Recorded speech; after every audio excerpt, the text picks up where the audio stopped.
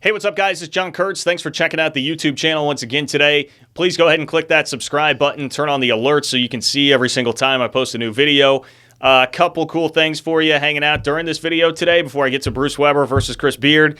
I've got this 2003 K-State die-cast truck that I found in the sports office. No idea what it's doing there. I'm guessing maybe sometime it's tied into the Big 12 championship in 2003.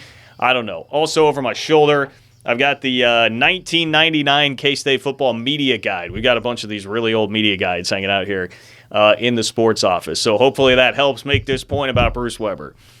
Bruce Weber is coaching against Chris Beard tonight against Texas Tech. I think it's an opportunity for a lot of people to compare both coaches. And if you are somebody that really doesn't like Bruce Weber, I know that you're out there thinking this. Hey, Chris Beard won the Big 12 last year like Bruce Weber did. They were co-champions.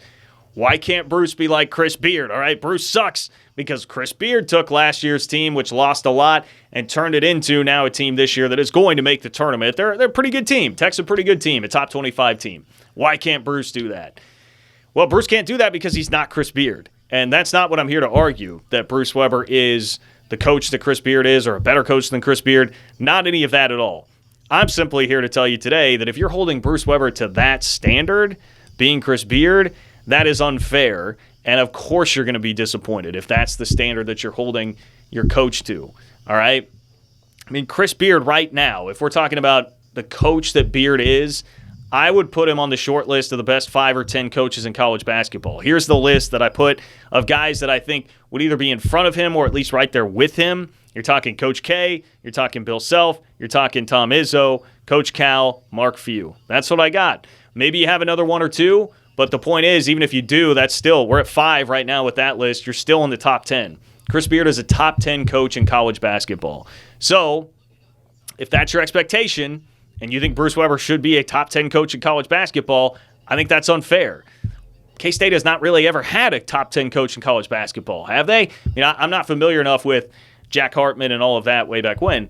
Frank Martin wasn't a top 10 coach in college basketball. Bob Huggins wasn't a top 10 coach in college basketball. Maybe a top 15 to 20 kind of a coach in college basketball, but not a top 10 coach. That is too high of a standard to hold that to. Now, would you love to have the top 10 coach? Would you love to have Chris Beard at your school? Yes, you would. Is it impossible? No, it's not, because it happened at Texas Tech. Obviously, it did. But, man, Chris Beard is a unicorn. Like, that's a guy that just does not typically exist that you're going to go find.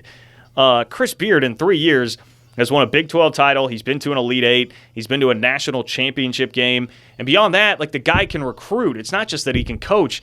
This is a dude that recruits. Jamias Ramsey in there is a 5-star recruit. He's fantastic. Chris Beard is a rock star. No way around that. And would I love to have that kind of a guy at K-State?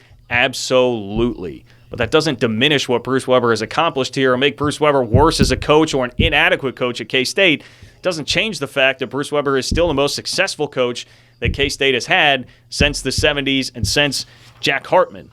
And I think that's where people get really tripped up with this. If you're in the very anti-Bruce Weber crowd, it's an easy way to kick some extra dirt on Bruce here and say, well, hey, the guy he tied with last year, the co-champ of the Big 12, look at how he was able to turn over his roster. He did. He's great. He got 5-star recruits.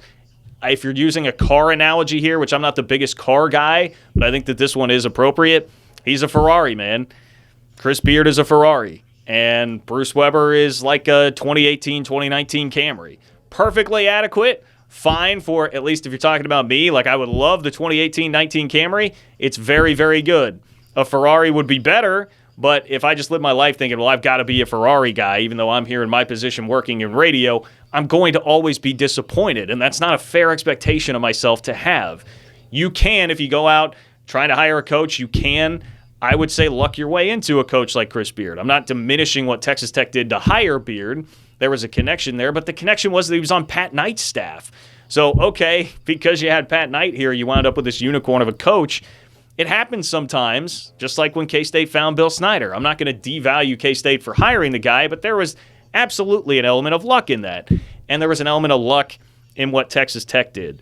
So if you go around thinking my coach has to be Chris Beard, If he's not, we're going to fire the guy and start anew. You're going to wind up in trouble, man. You're going to wind up in trouble, especially if you have a guy like Bruce who has put together the resume that he has here at K-State. It's a gamble. You're going to play blackjack every time you're hiring one of these coaches from a mid-major, right? Like Beard was at Little Rock, went on a run in the tournament. How many times have we seen a coach like that go on a run in a tournament at a mid-major and then it doesn't work out?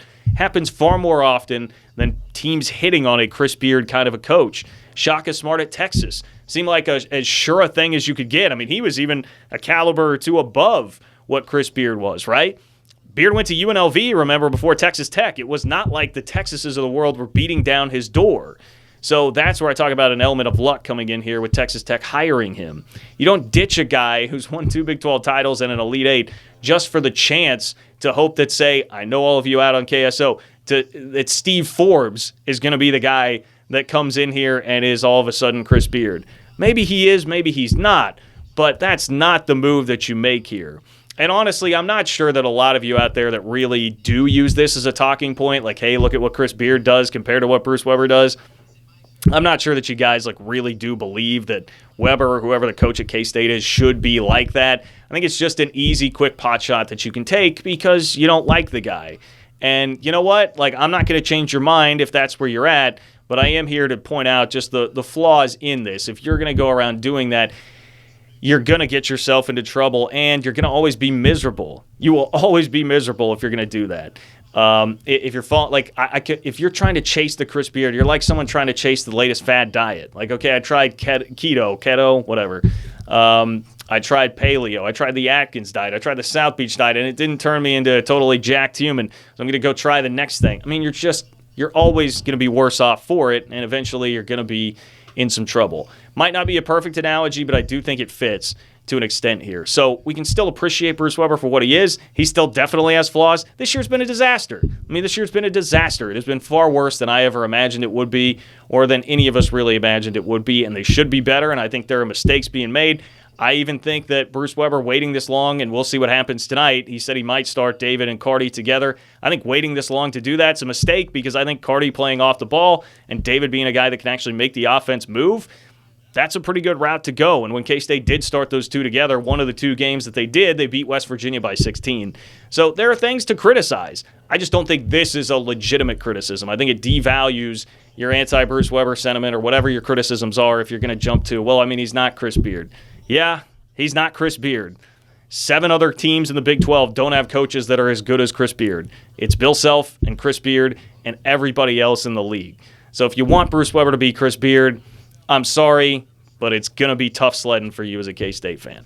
All right, please subscribe to the YouTube channel. I hope to bring you some more content tomorrow. I'll be recording the Faithful to Our Colors podcast, and I'll try and get some of that up here on the YouTube channel for you. So please continue to spread the word. Let me know in the comment section. You think I'm an idiot? You think Bruce Weber should be Chris Beard? Let me know, man. I'm here for discussion, and I want to talk some K-State hoops with you guys. So please subscribe, share the word, and I'll talk to you all soon.